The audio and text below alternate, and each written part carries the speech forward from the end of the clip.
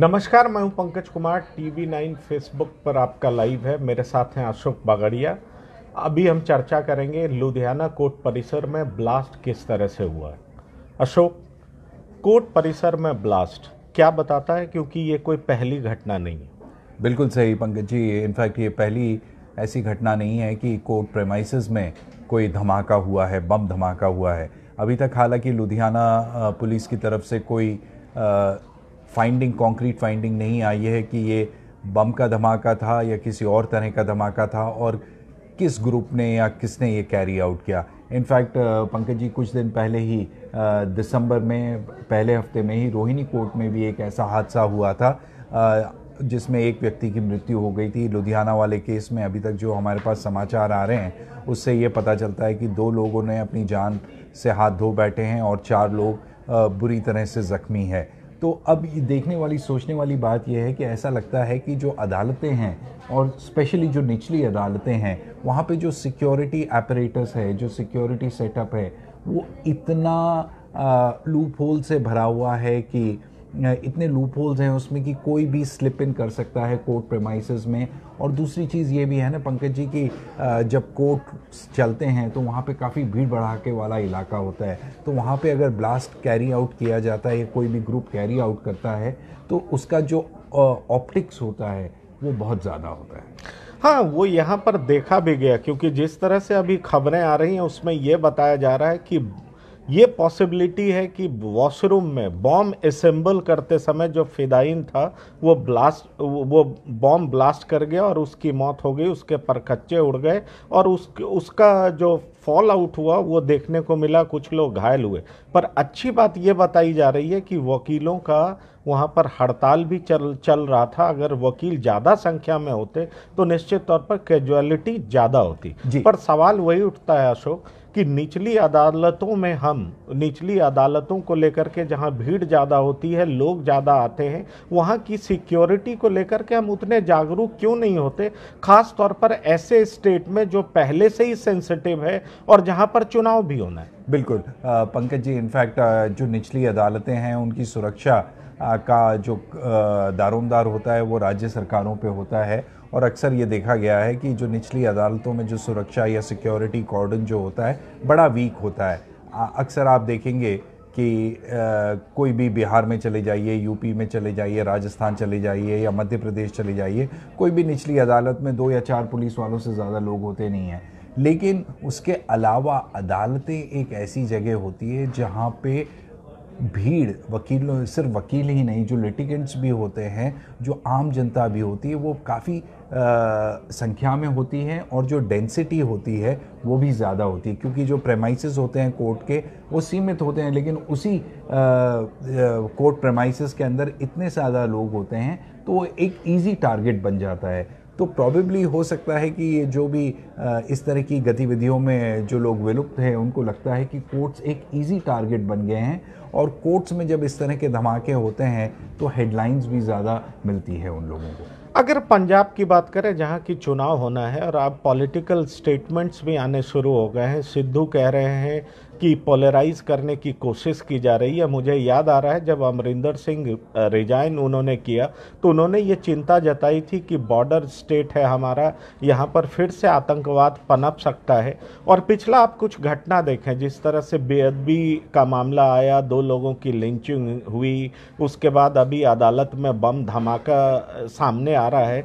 तो ये सारे चीज़ क्या बताते हैं, एक के बाद दूसरी घटनाएं जिस तरह से हो रही हैं? आपको नहीं लगता कि वहाँ की जो सरकार है, वहाँ का जो सिक्योरिटी है, उसको बेहद रूप में सतर्क होना पड़ेगा और तमाम ऐसे सेंसिटिव जगहों पे चौकन्ना रहना पड़ेगा? जी देखिए, हाँ, अदालतों का जहाँ तक सवाल है, अदालतें अपने आप में एक बहुत बड़ा सिक्योरिटी हैज़र्ड होता है। जैसे हमने अभी पहले भी कहा कि वहाँ पे वकील, लिटिगेंट्स और दूसरे तरह के लोग भी वहाँ पे पहुँचते हैं और अगर वहाँ पे कोई ब्लास्ट होता है तो उसका इम्पैक्ट बहुत ज़्यादा होता है, नंबर 1।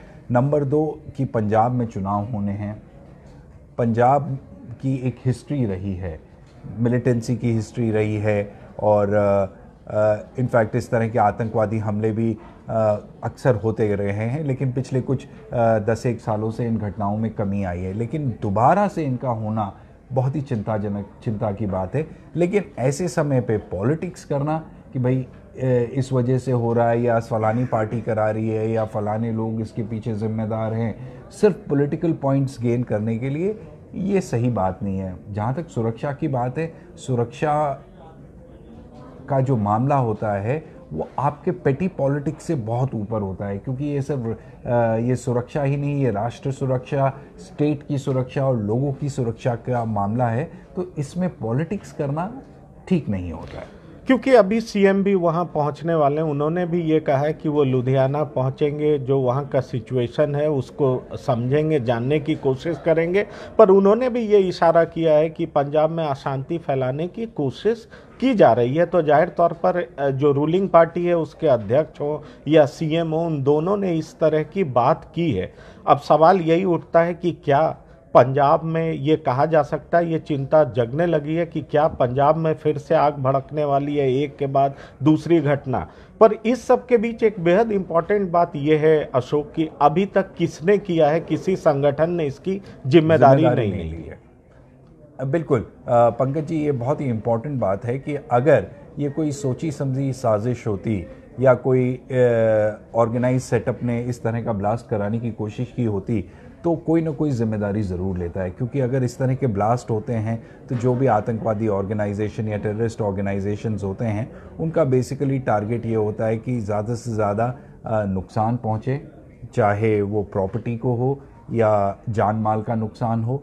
उसके अलावा जब ज़्यादा इम्पैक्ट होता है उनको ज़्यादा पब्लिसिटी मिलती है, और ज़्यादा पब्लिसिटी मिलने की वजह से वो लोग ज़्यादा लोगों के जहन में आते हैं और लोग बाग उनके ऑर्गेनाइजेशन के बारे में बात करते हैं, उनके गोल्स के बारे में बात करते हैं। तो एक नेगेटिव पब्लिसिटी भी मिलती है, लेकिन वो at the end of the day उस आतंकवादी संगठन के लिए एक पब्लिसिटी ही होती है। जहाँ तक मुख्यमंत्री चन्नी का सवाल है, सिद्धू का सवाल है, उनका ये बयान देना, जबकि एक preliminary investigation prima facie view भी नहीं लिया पुलिस ने, ये गलत बात है कि भाई ये सोची समझी साजिश है या फ्रीक इंसिडेंट है। जैसे रोहिणी की ब्लास्ट का मामला लें, रोहिणी में जब ब्लास्ट हुआ था तब भी पुलिस काफ़ी सतर्क हो गई थी, लेकिन बाद में जब इन्वेस्टिगेशन कंप्लीट हुआ तो पता चला कि ये कोई निजी रंजिश की वजह से वो ब्लास्ट कैरी आउट कराया गया था। अब इसमें क्या होता है हमें नहीं पता है।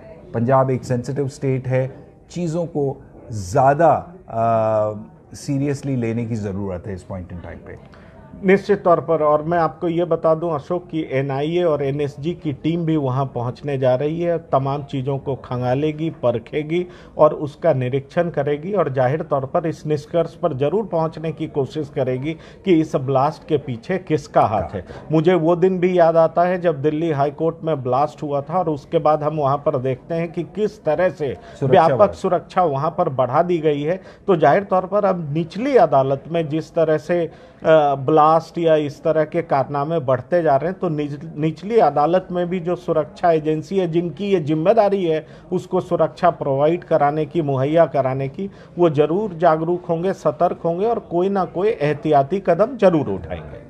बिल्कुल सही है कि इनफैक्ट आपने बिल्कुल सही पॉइंट आउट किया कि सिर्फ ना सिर्फ बॉम्ब ब्लास्ट बल्कि निचली अदालतों में हम देखते हैं। कुछ दिन पहले ही वो एक गैंगस्टर थे जो तिहाड़ जेल से अपनी सुनवाई के लिए आए थे करकरडूमा कोर्ट में, और उनको मार दिया गया था जेल के कोर्ट के अंदर ही। इसी तरह धनबाद में एक केस हुआ था, वहाँ पे एक जज साहब थे जो सवेरे वॉक पे जा रहे थे और उनको सवेरे ही किसी ने उनकी हत्या कर दी।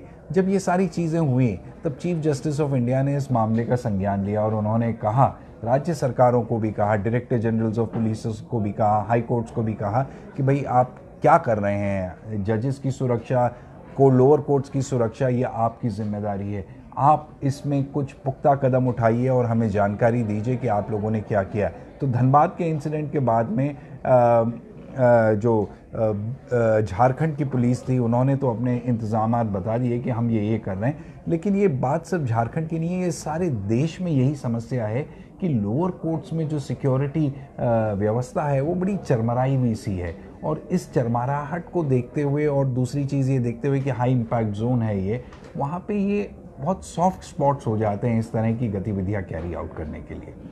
जहाँ तक ब्लास्ट के नेचर का बात है तो अभी ये शक जताया जा रहा है कि आईईडी ब्लास्ट है। अब तमाम इन्वेस्टिगेटिंग एजेंसी वहाँ पहुँच रही है, शायद उसके बाद ही पुख्ता तौर पर कहा जा सकेगा कि ब्लास्ट का नेचर क्या था।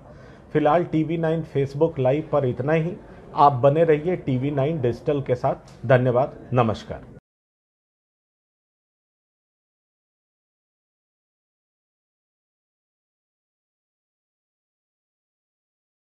कोरोना धर्म नहीं देखता, जात नहीं देखता, अमीर गरीब ऊंच नीच नहीं देखता। कोरोना सिर्फ मौका देखता है, लेकिन आप उसे मौका मत दीजिए।